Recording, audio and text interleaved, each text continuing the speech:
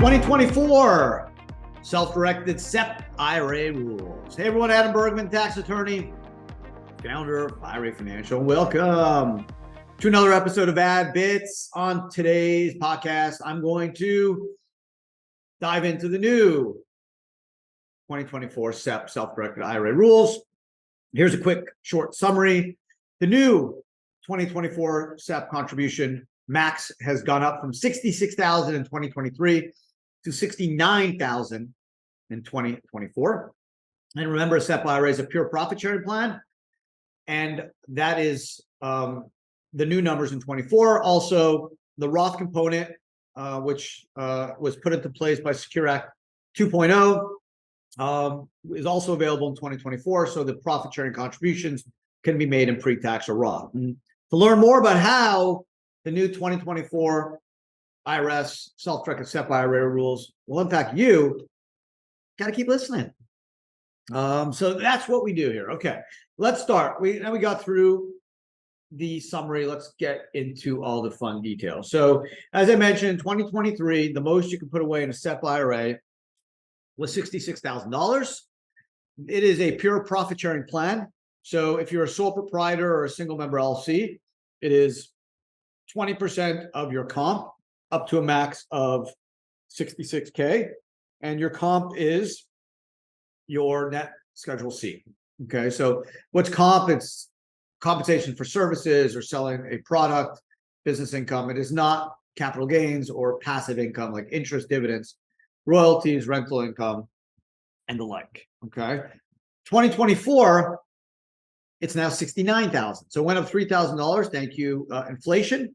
The only benefits of inflation is you could put a little bit more in your retirement plan, including the SEP. Who is eligible to participate in the SEP? Well, it's any employee that's over 21, someone that worked in the business 3 of the last 5 years, and that's a very interesting, element of the SEP, which doesn't exist in 401ks or simples, where it's a 3 out of the 5 year rule.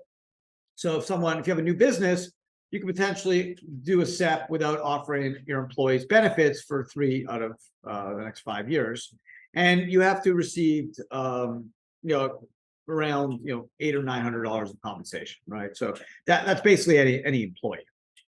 I'm obviously been very more focused on the solo K, and I'll explain in a minute why I like the solo K better than the SEP. But I mentioned that the contributions are based off a percentage of your net Schedule C if you're a sole proprietor or a single member LLC.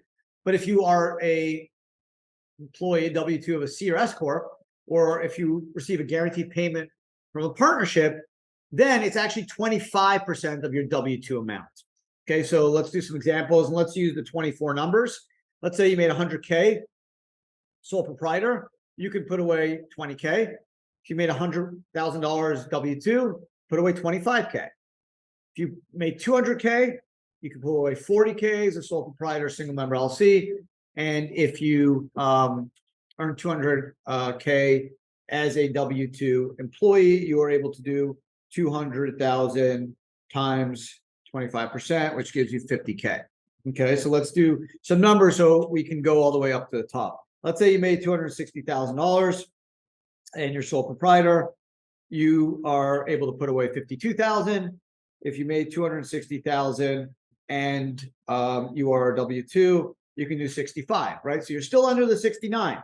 So that's kind of the cutoff. Let's say you made 275, okay, and you're sole proprietor, that gives you 55. So you still have room. But if you made 275,000 and you are in a W-2 capacity, you're at 68,750. A little bit of room. Okay, let's say you made 290. Okay, $290,000, sole proprietor, that is 58K. You're still good to go. You're under 66. Let's say you made 295,000 and you are W-2, so that's 25%. You are at 73 and you're too high. The SEP does not have a catch-up, meaning if you have a solo 401k and you're over the age of 50 years old, you can do a catch-up that will let you put away more money, okay, which in 2024 will let you go all the way up to 76.5. In 23 was 73.5. If you're over 50, now it's 76.5.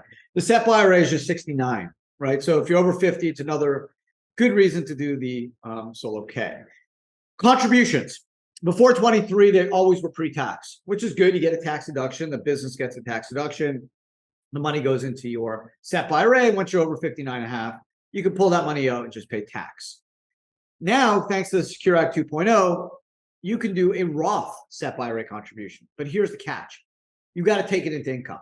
So if someone gives you a 40,000, let's say you made 100K and you're a W-2 of an S Corp, it's 25K. Pre-tax, the company gets the tax deduction, right? And it comes into your account. If it's Roth, the company still gets the tax deduction, but you have to recognize the income on the 25K. Why? Because it's after-tax income. You got to pay the tax on it. So a lot of people aren't aware of this, and they think, oh my God, I'm going to do a SEP IRA Roth. They're going to just give me like free profit-sharing money in Roth. My company will get a deduction, and I'll never pay tax on it. It's so amazing.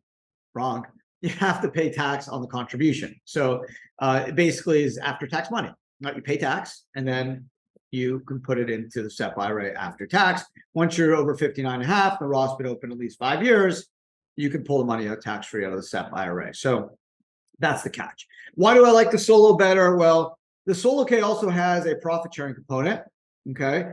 The 20 or 25%, which is wonderful. But the solo K also has an employee deferral, which in 24, if you're under 50, will let you go $23,000 dollar for dollar.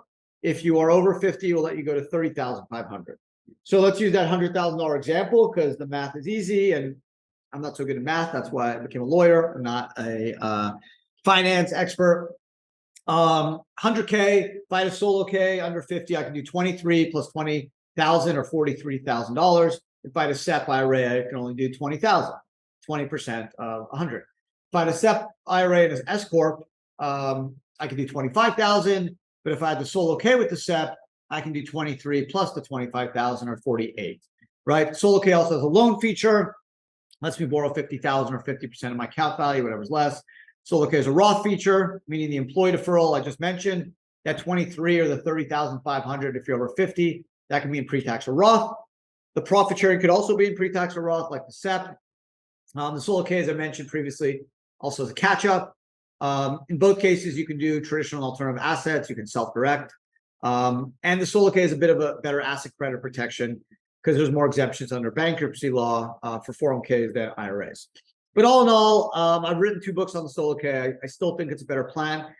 But if you're going to max out, let's say you make 500K a year, you're under 50, the SEP will get you to the same place you need to be than the solo, other than the loan. If you're over 50, the solo K has that catch up, which is not available in the SEP. So there you have, that's the 2024 new rules for self-directed SEP IRAs. The big thing is the maximum contribution number has gone up from $66,000 to $69,000, and you can still do Roth profit sharing contributions, but remember, you have to take that income, the contribution into income. Company still gets the tax deduction, but you have to recognize the income and then put the money back after tax. That's it. Hope you guys enjoyed today's podcast. If you're watching on YouTube, thumbs up, appreciate it. If you have questions, comments, you can leave them below, or you can call our excellent team of self-directed experts, always standing by at IRA Financial, answer any questions. If you're a client or not, we don't care. We just want to get you the right answers to your questions so you become a better self-directed retirement investor. Otherwise, I appreciate you spending some time with me today, and I hope to see everyone again next week. Ciao, and have a great day. Take care.